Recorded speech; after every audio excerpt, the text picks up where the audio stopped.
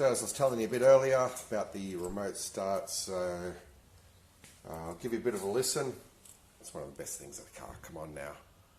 And yeah, I think the engine's a little bit warm still, so it probably won't be as loud, but neighbours definitely know when we're going out, and it'll shake the doors on the exit to the garage here. So let's start her up. Quick double press of the button. I'll try and put that in. That's your remote start on the bottom right there. And let's hear it get to life.